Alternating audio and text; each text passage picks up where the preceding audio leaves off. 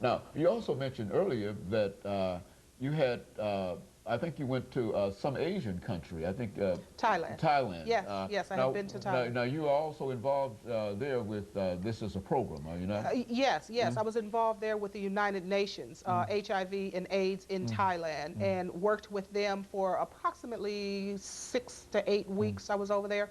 The need there is great also. It's not as bad in Thailand as it is in Africa. Accessing medications in Africa is one of the tremendous issues that are happening over there. Medication is a real issue? Medication is a real issue, and accessing that medication is a real issue. Well, now that seems to be something that we should be able to deal with. In other words, the world community, perhaps working through the United Nations, should be able to create some kind of situation so that medication can be made available.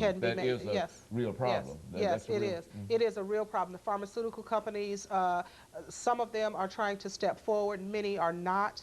And also, there is a level of corruption, and some of the medications are not getting to the designated areas by which they need to get to. So some of it is not being done on a grassroots level, and some of the medications are getting to chosen individuals. But these women and children, as you saw, are in great need, and they're not the chosen people, but they are, as I said, God's people. Well, now, in the end, over the last 3 or 4 minutes that we have here, you've been working with this for many years now. What do you see as the ultimate outcome? It seems that each time you come, you tell us that things are probably getting worse. And well, what's the ultimate outcome of all of this? I would say the ultimate outcome is education. There is no such thing as too much education. There is no such thing as too much HIV/AIDS support. We need money to bring the education. We need money to bring the message. We need money to bring the medications. We need government, the United States government needs to be more involved. Yes, they're sending billions of dollars you know, to Africa on medications, but there needs to be someone making sure that those medications are getting to the right place. There needs to be more grassroots involvement, but the ultimate thing is education. There's just not enough education. And of course, what we're trying to do here in this country is to provide some kind of loan, some kind of package for aid to Africa. I think President Bush and Senator Frisk have worked together in reference to that. What about that aid package? Is that sufficient, or will that be sufficient to at least meet the need? And of course, we can't do it all by ourselves. Exactly.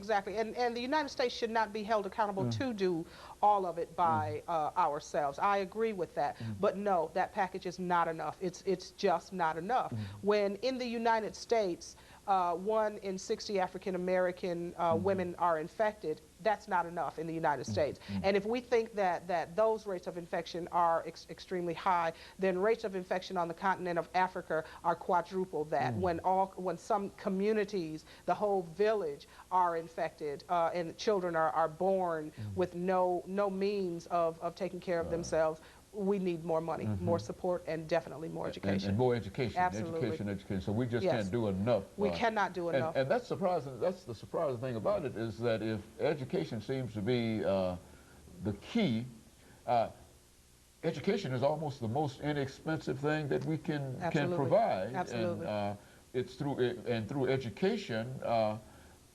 As a matter of fact, we were once told by Dr. Poco that education is important because AIDS is a behavioral disease, and the only way that you can stop it is education. Yet and still how should we approach this education thing then? I mean, what should we do? I mean, should we pour money into educational institutions, or what? How should we do that?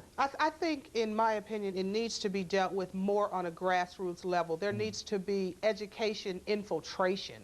We need not take for granted that because I know something, you automatically know it. We need to start educating, especially here in the United States, our children at younger ages. We also need to begin to really put forth tremendous effort, not only to throw money at an issue, but also throw strong education and strong risk reduction education messages and materials in the United States as well as in Africa.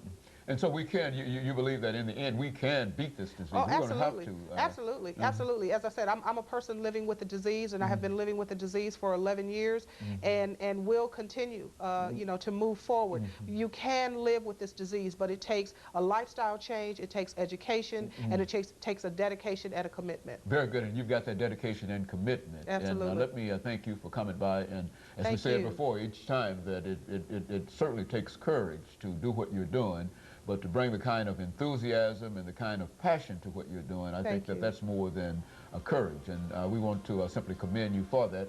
And let us encourage our audience to tune in again next week for another informative edition of Comments.